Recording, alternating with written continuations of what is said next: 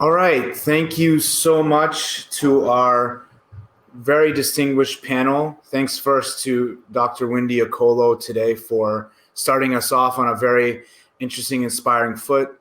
Thanks to Alex Boudier, James Clark, Charlotte Dean, Konstantin Kusios, and really magnificent moderation by Siddharth Arora.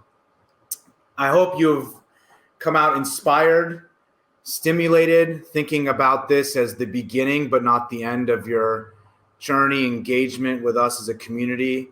And my hope here is to give kind of closing remarks, not just on this last day, but weaving in kind of other questions that came out from other days. The idea here, as we've discussed, this is a starting point. This is to think about possible questions, with the answers being a continuous emerging aspirational goal that we will try to achieve in the coming months and years ahead. So the first day we talked about bringing in the edges. And I think the way I'm going to review these 3 days is start with some kind of big orienting questions, and then thinking of the sub questions underneath that kind of came about from different remarks from the keynote speakers, the panelists, and the moderators. So I think the first one is that kind of emerged to me as I was thinking through day one is how can we develop effective, loosely coupled systems for and around major programs. I use loosely coupled because one of the major kind of points that came about was how we balance stakeholder agency, the need for stakeholders to have discretion and flexibility, with the need to align it to a major program as a system of interconnected stakeholders. Maybe a more practical way to think of it is how do we co-create and co-design with stakeholders across a major program in ways that build and evolve consensus and agreement through conflicts that will happen as we better understand the unknown unknowns, get clarity, get uncertainty, because there's going to be conflicting preferences and actions in which how to resolve that or address them in ways that suit the preferences and needs of all the stakeholders, including stakeholders we haven't historically had often in the negotiating table of major programs, such as marginalized communities, local communities, and the like that have not historically often been involved. Another question that comes from that is, how do we develop the collaborative structures to do that, especially when we need to think of risk as shared, transferred, adapted as the program and its complexity evolves, not just at the planning phase, because if we focus on the risk just at the planning phase, what struck me from the conversation is that if we ground it and anchor it at the planning phase, as the program evolves, that anchoring could add more burden, more turbulence, more risk. And so how do we develop more collaborative adaptive structures? And then underpinning all that are what are the data, the tools, methods, and other digital and automation-based approaches that can inform and facilitate that kind of loose, flexible coupling and evolutions. The term I use for that is scaffolding and sensing, but we can think of these different characterizations around how to develop those kinds of infrastructure, if you will, for allowing major programs to be a bit more flexible and adaptable. On the second day, how do major programs influence and bring social value in increasingly extreme conditions? And what Mariah yesterday closed us off on is how do we dynamically balance across, I think what the panelists and the keynote speech on day two told us, across 3 levels of systems extremes. The keynote from Nairi Woods was on geopolitical. How does interest rates, because they rise, they flow capital back to capital rich areas as opposed to the capital poor areas that often need these projects? The electoral politics that really create strains on how you create continuity in a major program when the incumbent political power, the political actor could lose the next election to the opposition. So how do major program managers work with both opposition and incumbent parties to ensure continuity in a program? polarization, especially around the need. It's becoming ever more difficult and demands ever more agility to work with local stakeholders to ensure their consent on projects. And then the final point was this kind of emerging distinction or tension between the G7, US, European allies, and what Professor Dean Woods called the coalition of the rest, which was thinking about those who are not aligned, still democratic systems who have competing differences of what the standard should be for this, what the kind of certification mechanism should be, how to arbitrate conflicts amidst what she called a perfect storm of debt financing, ever limited financing and political turmoil. Then within the panel, such as comments from Carleen Maitland, Bridget Custon, Paul Chapman, our moderator, Paolo Savaget, Alba Dominguez, as well as Jim Hall, they started bringing out some of the local aspects. So when you bring these major programs down to the local aspects, you're now dealing with civil and social unrest, as well as different linguistic differences in understanding, which also tied in to some points in day one. And they also brought in the programmatic system extremes. You're asked to deliver ever more, as at the same time, there's ever fewer resources and ever stringent bottlenecks on critical parts of the supply chain. And that also ties to the emerging complexities and systems perspectives brought up in day one. And then I think what I came out with was kind of 3 E's in terms of metrics we have to think of. We typically think of the first two: effectiveness. Did we deliver what we said we would deliver? Efficiency. Did we do it at the least amount of cost? But also empathy. Did we do it with the people who needed to be benefiting from this in a way that honored and attested to their voice and skills? Another thing that emerged from that is also what are the, some people call dynamic capabilities or capabilities that we need to ensure timely major program delivery amidst such extreme stressors. Do we need a both and approach paradox mindset and a way to dynamically shift between them? Do we need heightened senses of emotional intelligence that helps us understand social cues and bringing in unheard voices? And also, how do we develop capabilities of the appropriate sequencing or even framing of these major programs of the future? And then on the final day, there's more questions here just because I had to do this more on the fly, as you imagine, as someone who's trained in qualitative and ethnographic research. You're getting the more emergent trend here and not so much of the synthesis. So I invite you all to decide on the synthesis on this. But I thought the whole panel, the keynote, was talking about how do we take advantage of the experimental capacity of technology in major programs.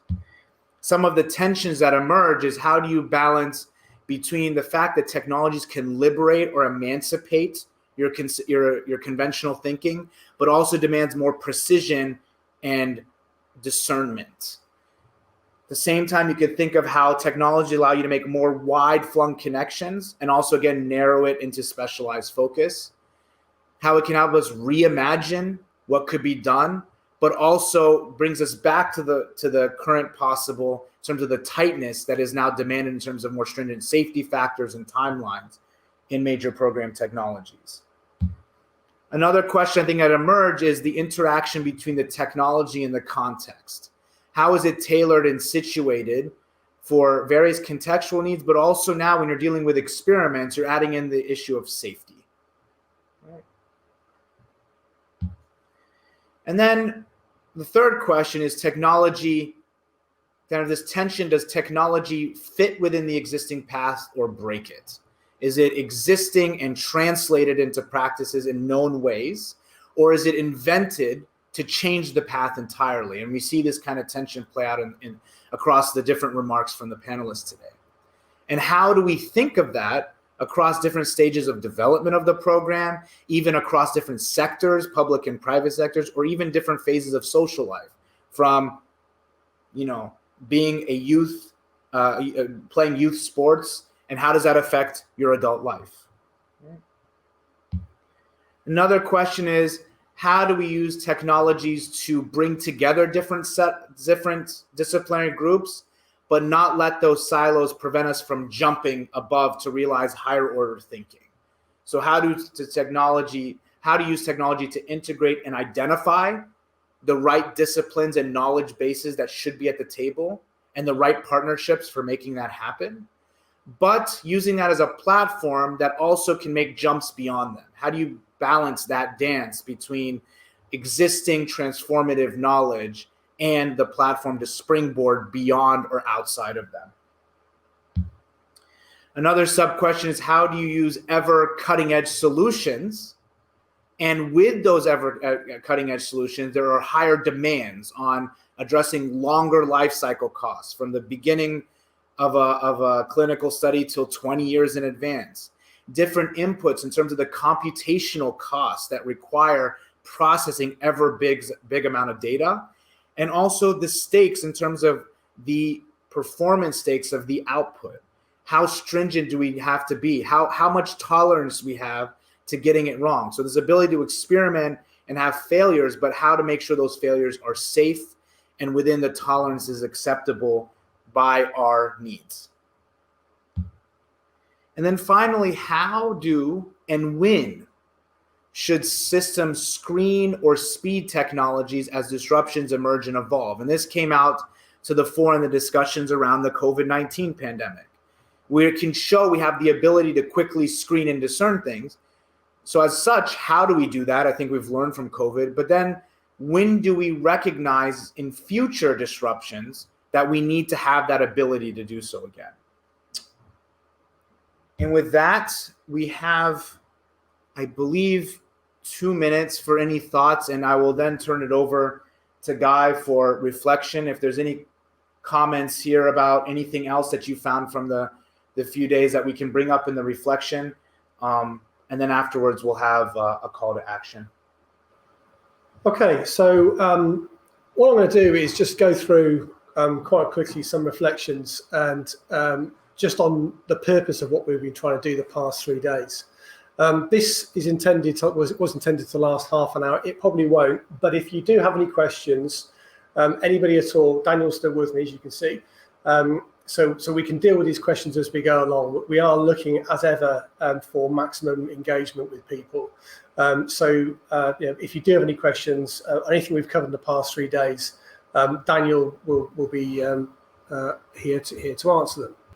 What was the purpose of this conference? Well, as we said, the first purpose was to engage and re-engage with a set of people. And I'm really pleased to say we had 370 people who registered on Hopin to be involved. And at one point we had a peak audience of well over 200 for one of the sessions. We've staggered it, as I said, on day one in terms of time zones. So morning, an evening and a daytime session in the UK to try and capture people in the East and in the West. Hopefully that's worked, and we will be canvassing opinions after the event to see if that was effective. But 370 people who have come together into these sessions to interact with each other and obviously with the panels. So if you weren't able to, as I said the other day, please do use the replay to review the previous sessions as well. If you haven't been able to engage on the 3 days, that facility is there and the recordings will be there for about a year. The second purpose of the conference was to extend the scope and dimensions of major program management and major programs and their management. So could you go to the next slide? Thank you.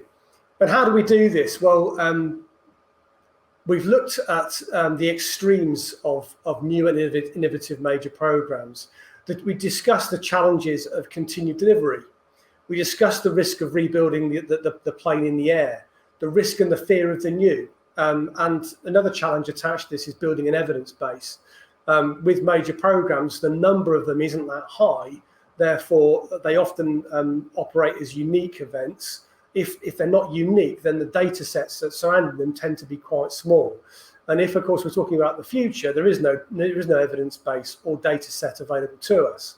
So these are the sorts of challenges that we are going to experience at the cutting edges. We talked about the potential for impact in practice, and there are issues attached to this. There are, as we've discussed, inherent stakeholder rights being done with people rather than done to them, and this is an increasing challenge as the world gets denser.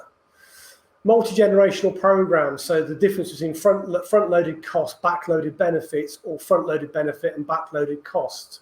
What does that mean? We talked about moral hazard of dumping major program costs today on future generations, and also the issue of world police, where jurisdictions will extend themselves out of their borders into other, and this is particularly relevant, for example, with corruption. These are some of the questions that we've answered, and I won't go through these in detail, but we've talked about, for example, one of the questions with the trend towards urbanisation, increased population density, outpacing centralised systems. How can distributed systems work in urban environments? And you can see the types of questions that we've been posing and dealing with, and we're looking for more questions. And when I'm finished, Daniel will go on to a call to action. This is the type of thing that we need. Another one, the second one there. Now, how can new digital infrastructure avoid the risk of corporate capture? And we know this is a challenge, or it appears to be an emerging challenge, with fewer and fewer big tech companies dominating to a point where they exclude other people, blocking local development. Some other questions there. One that we discussed yesterday: is it morally acceptable to benefit from infrastructure that exacerbates climate challenge for future generations? All of these sorts of types of things we need to engage with from a research point of view, from a community point of view as well. And some other questions that we've dealt with as well. The third one down there is a world where two or three major camps. Is there a world where 2 or 3 major camps will form and decrease their interaction? And of course, that's something that we sort of read about daily, and that will have a major impact on major programs.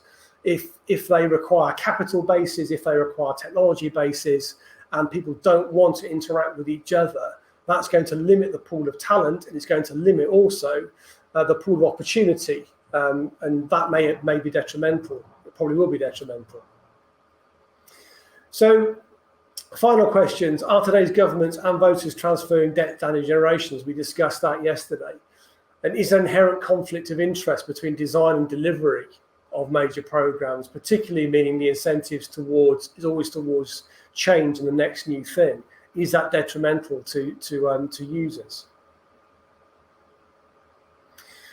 So the final thing before I hand over to Daniel is just a reminder that the conference purpose number 3 was a call to action. Now, my section hasn't taken as long as originally timetabled, but there's no point in keeping everybody. So I'm going to hand over now to Daniel to articulate the call to action. Thank you very much. Thanks, Guy, for that insightful and illuminating curation and synthesis of what's happened during this seminar. So I'm going to... So I think one of the things I've been thinking through is I want to just reiterate and stress in this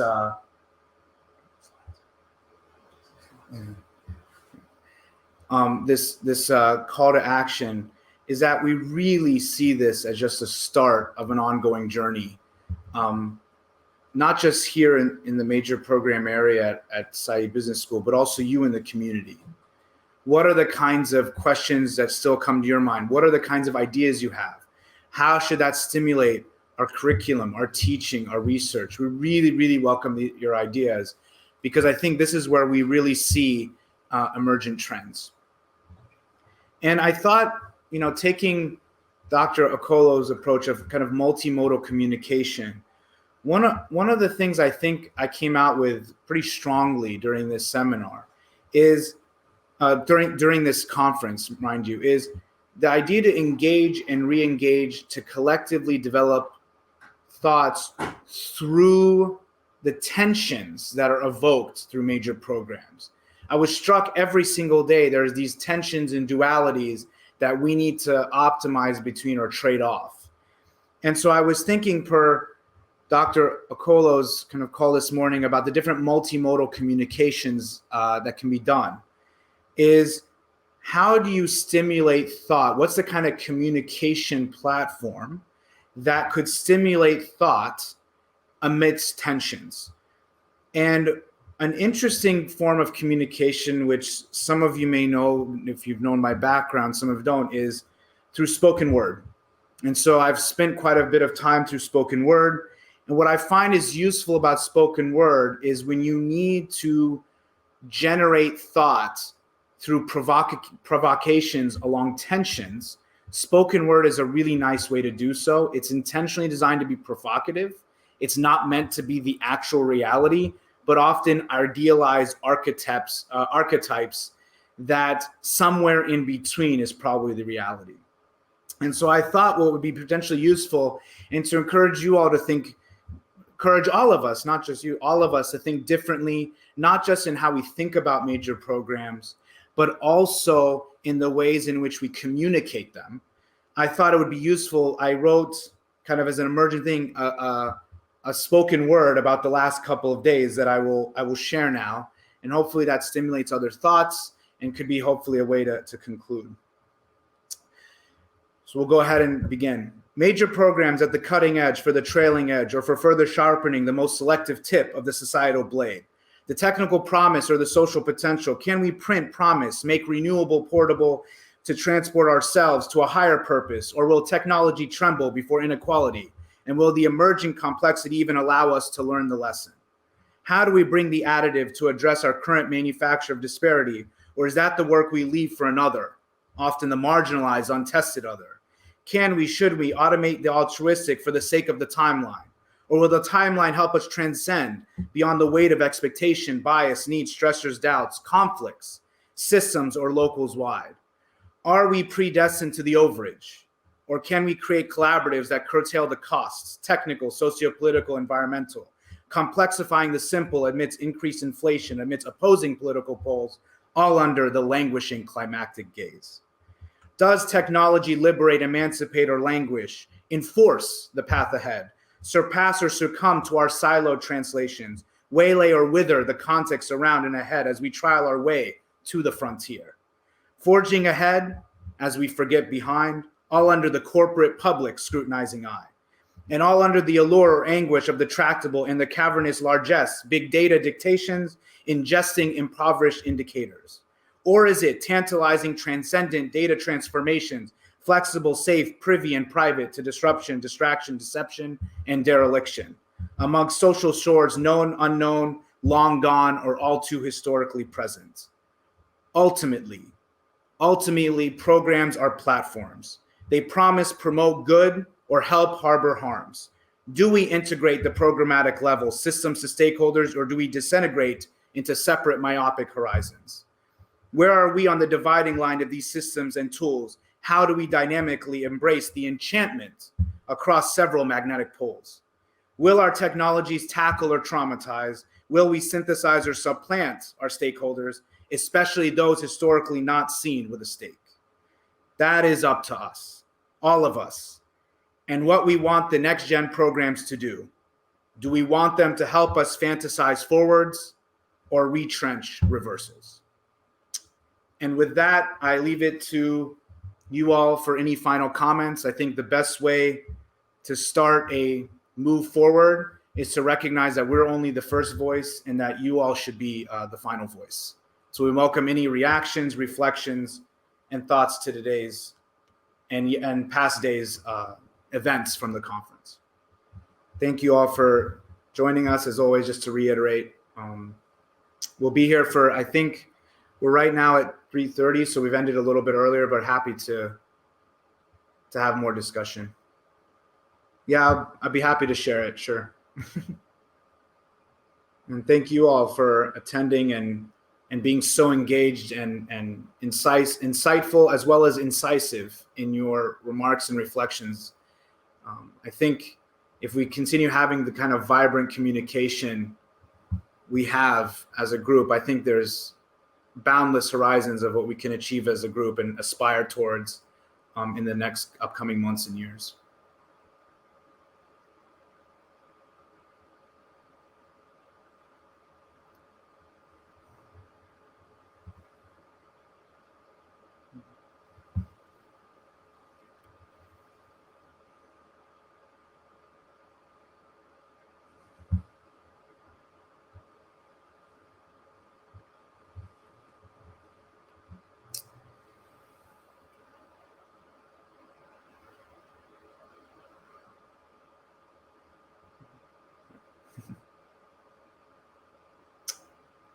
Thank you all.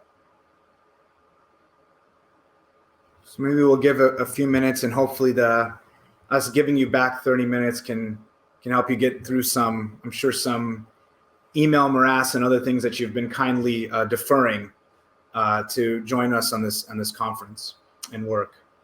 So maybe we'll give maybe till 15:35, and then afterwards we'll adjourn the conference. Hopefully not adjourn in terms of the dialogue, and we hope to continue on in more regular engagement and companionship and convening towards the direction of travel we hope to achieve, all of us together with major programs.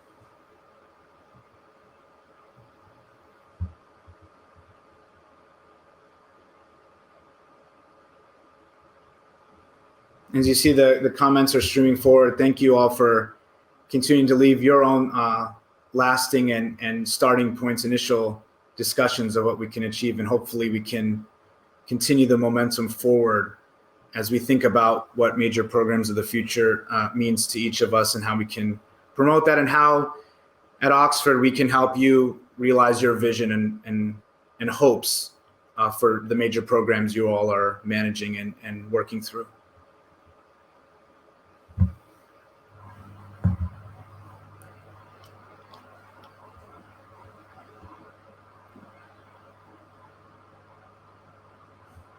Yep, I'll be happy to share it afterwards. I'll make sure I put it into Word doc format. It was written quickly via a draft email, so I'll be happy to put that into a Word doc.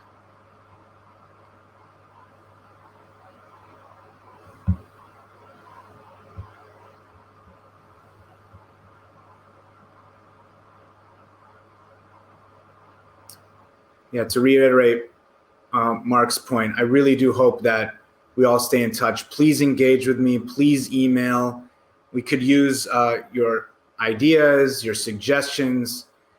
Ultimately, this major program area is not just ours, but all of ours. Not just ours in Said Business School, but all of ours. So please, we welcome any ideas, engagements, and I'm hoping together we can synthesize to build some interesting convergent themes as to what is possible.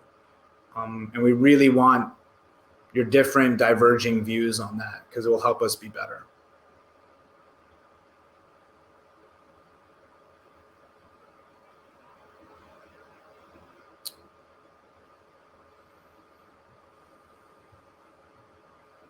And also, as a reminder for those who may want to chat, network with others, and hop in, they have the people function, and you can chat directly with different colleagues, reconnect with old friends, and hopefully have been introduced or making new friends as well. And also, again, with our emails.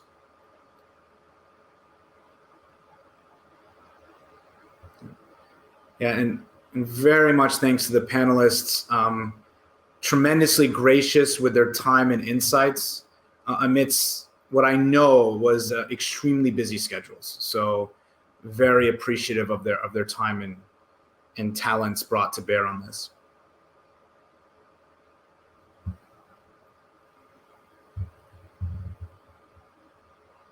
So we'll probably close here in 1 minute around 3:35. If there's any final words or interest, we hope that this provides momentum going forward to finish you through the end of this week and also propel you to the next week and the weeks to come.